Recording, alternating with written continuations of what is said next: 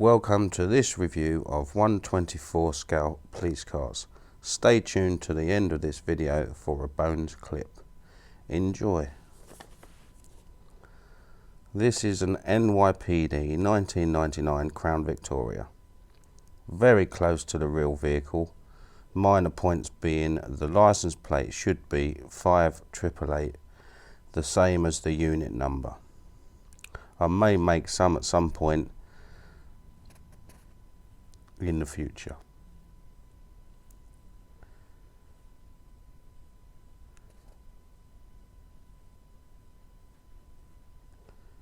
If we look at the inside, there is some nice moulded detail, including a speedo, 3 individual pedals,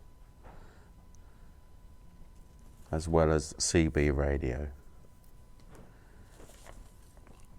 There's a nudge bar on the front. No takedowns on this one, with some minor detailing to the underside. Overall, a nice representation. Moving on, we now have a Dodge Monaco Hazzard County from the Dukes of Hazzard. A nice model, good detail. Have some interior detail on this one with speedo, steering wheel, etc. Nice tanned colour on the inside. Very nice lighting on the back. As we move into the other side of the vehicle, you can see the CB radio in the centre console there, which is a nice touch on these Greenlight models. On the outside, as we zoom out, a pair of takedown lights on the quarter panels there, with some minor detailing on the underside. Next up is Greenlight's Plymouth Fury from the A-Team. This boxed one is the Green Machine Rare variant. This one is the colour that it would standardly come in. Not bad overall on the outside. I don't mind it in this colour. I prefer this than the Green Machine colour, to be honest. Good detailing, nice light bar on the roof. Again, nice light clusters to the rear. A nice representation of the real vehicle. On the interior, again, you have the CB radio. You can just about see the curly wire there for the handset.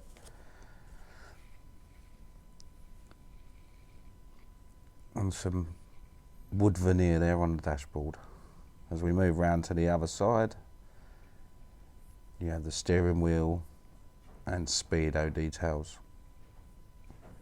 And most of these vehicles have a cage between the front and back, like the real police cars do, with some minor underside detailing. Again, not a bad model from Greenlight. Moving on, we now have a 1977 Dodge Monaco from the Terminator. I'll be back. Some nice detailing on this one, nice light bars and a siren. Nice wheels, nice beige interior, light cluster on the back with license plate. The logo on the side door with your little side lights there. Moving on to the inside, you have the CB radio, and as we zoom in, you can see there the coiled wire for the handset when we focus, and a little bit of wood veneer just for detail. As we move on round to the other side of the vehicle, this one also includes the centre cage and steering wheel with some speedo details there, and some buttons and switches. And a little bit of underside detail, not too much, but just breaking it up from the standard plastic. Next we have the 1975 Plymouth Fury from Arkansas State Police from the movie Smokey and the Bandit. Very nice colour, this one. Nice rear lights. Unfortunately on this one we have an upside down license plate, but luckily I have a spare, so I shall swap that out. On the other side, got the Arkansas State Police badge on the door. And on the front there, you've got the light cluster, no license plate on the front. And as we move around to the other side again, there's the badge for Arkansas. So nice detail on the inside, very nice blue, nice and calming. A little bit of veneer. You've got your speedo and buttons. And some roller detail in the top lights as well. Nice little touch. On the other side as we look in, again, you got the wood veneer, and there's your CB radio with the coiled wire that links up to the handset.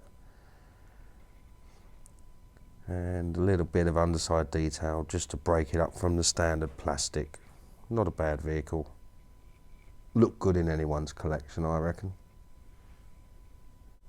Okay, moving on now, we have a couple of Motormax models in my collection. These are both fitted with lights and sirens. I did add some front grille lights to the Dodge Charger. There's some nice detail on these. Opening bonnet with a little bit of engine detail. And then if we have a look on the inside, I don't know how well you can see it with it all being black, but there is some detail inside, speedo as well as a laptop, as you would find in a normal police car.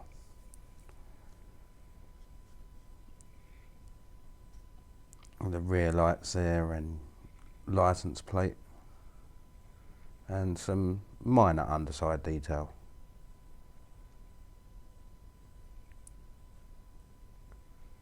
As we move on now to the Ford Interceptor Utility. Again, this one has lights and sirens. Pretty much similar detailing on the inside as the Dodge. You got your laptop there in the center console. And as we look around the vehicle, you've got your backlights and your standard police markings, and there's nudge bars on the front. And again, on this one, a little bit of underside detail. Not too bad of a model. Okay, moving on to the last one in my 124 collection. This is the Maisto Chevrolet Impala. One of the cheapest ones in my collection, but very nice detail for a cheap model. As you can see, it's got the standard blue lights on the roof. Not bad markings. I think they're pretty much similar to the real thing.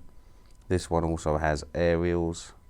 You got your rear lights at the back there and your license plate, as well as lights on the back parcel shelf. Moving on to the interior, again you have your speedo. There's a center console there with the radio on, a little computer or whatever it is, with lots of button detail and switches. As we look round the other side, on the inside, a nice thing about this one, which I like, is the cup holders in the center console, which is a nice little touch. Gives it that sense of realism. And then as we move around to the front of the vehicle, there's some nice takedown lights mounted on the outset, and some minor detail to the underside. Not bad for a cheaper variant. I think I paid £15 for this one, which is like half the price of the other ones. But all in all, not bad. And now we can have a look at the full display in the cabinet as I have it in my living room. Hope you enjoyed the video. Enjoy the next bonus clip, which is our 1970 dinky Ford Capri. Very nice detailing on this for an oldie. Unfortunately, it's a scale out for the 124 scale, so it lives in a different cabinet. But this has opening doors, opening bonnet, opening boot. And when I got it, the blue light on the top was half missing, so I've replaced it with an LED, which looks a little bit better than how it originally came.